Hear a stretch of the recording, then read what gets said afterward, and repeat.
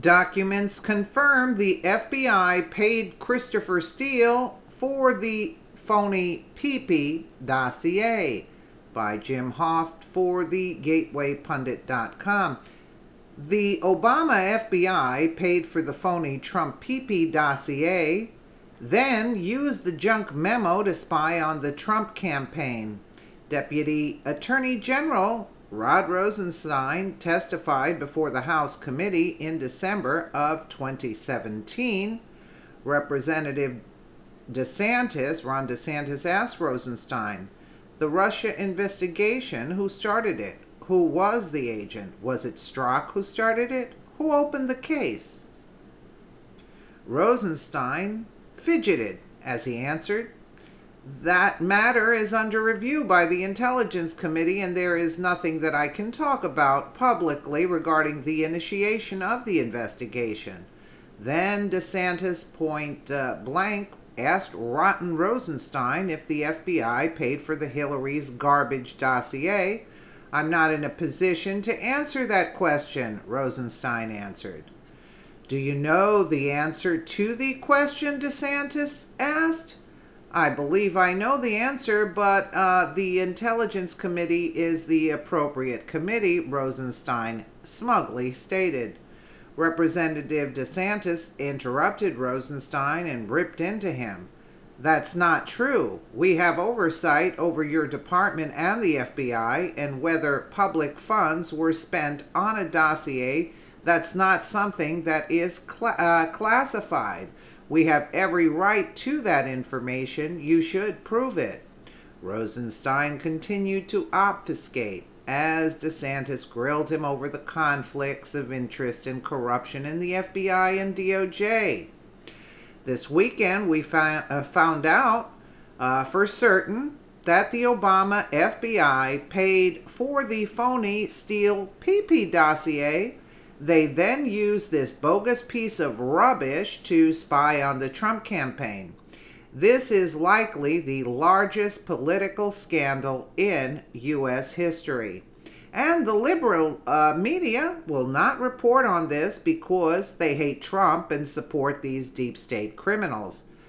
Via Donald Reddit, and here is information, Russian officials during this trip. First, according to information provided by an FBI confidential human source, spy number 1, redacted, reported that page had everything redacted, but this is basically the paperwork that they have. Okay, let's take a quick listen here. The Russia investigation, who started it? Who was the agent? Was it Strzok who started it? Who opened it, the case? Congressman, that matter is under review by the Intelligence Committee, and there's nothing that I can talk about publicly regarding the initiation of the investigation, but I can assure you that we're going to provide appropriate access to the Intelligence Committee to what they need to answer. Did the FBI pay for the dossier? I'm not in a position to answer that question, Congressman. But you know the answer to the question? That is, I believe I know the answer, but the Intelligence Committee is the appropriate committee to make that. That is not true. We have oversight over your department and the FBI, and whether public funds were spent on a dossier, that is not something that's classified. We have every right to that information. You should provide it. If you're not, then there will probably be things. Was that info used to get surveillance over anybody associated with Trump? I appreciate that question, Congressman, and I know there's been a concern for several members of the committee.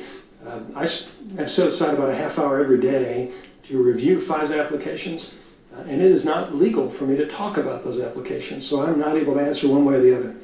Well, I'd like that authority. I think that you can say, and you may not be able to talk about the sources and message of the substance, but if this was used, we need to know that. Do you agree that given, so what was the role of Bruce Orr?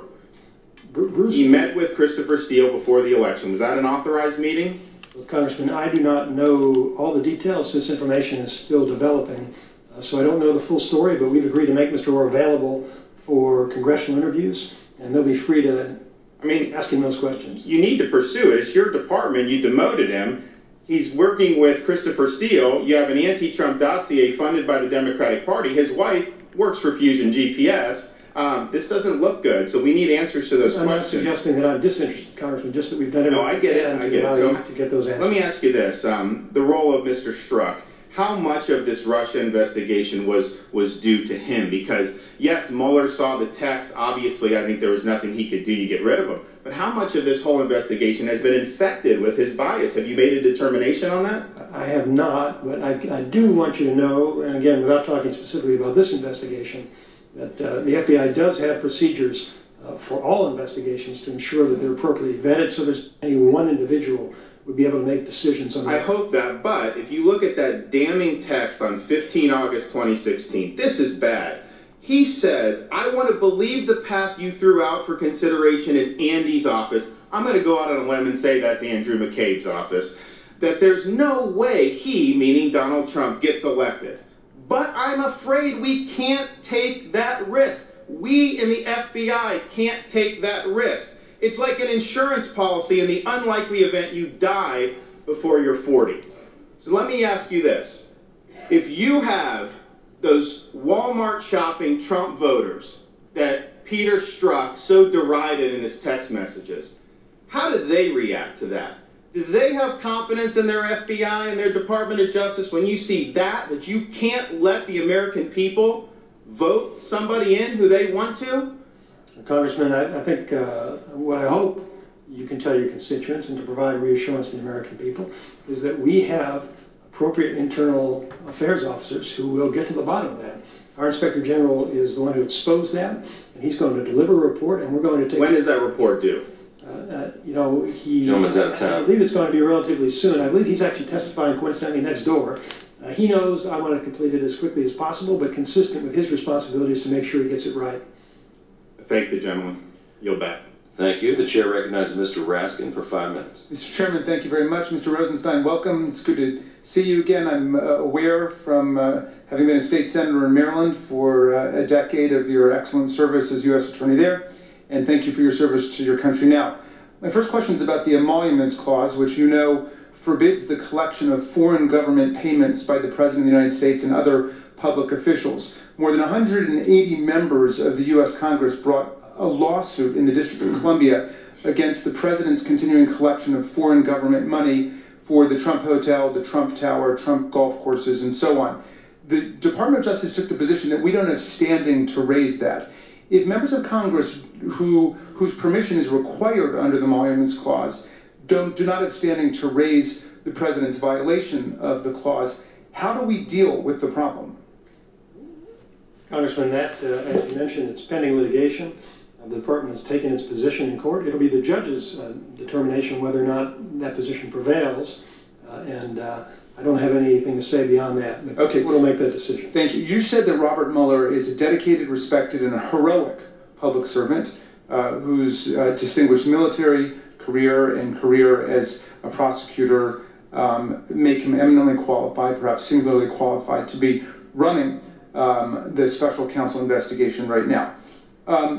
He's also a registered Republican, nominated as the FBI director by President Bush, and unanimously confirmed by every Republican and Democrat in Congress. Is his judgment impaired, or are his decisions suspect because he's a registered Republican?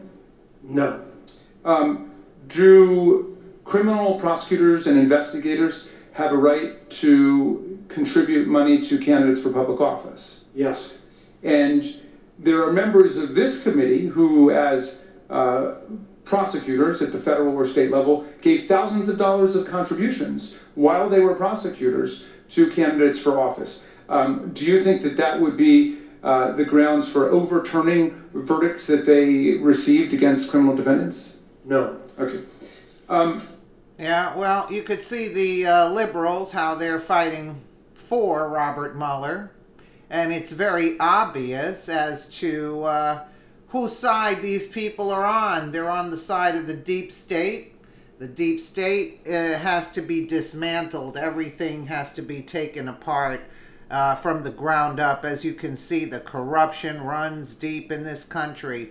And we wouldn't have known anything had Donald Trump not been elected. Let me know what you guys think in the comments below. And again, thank you so much for watching.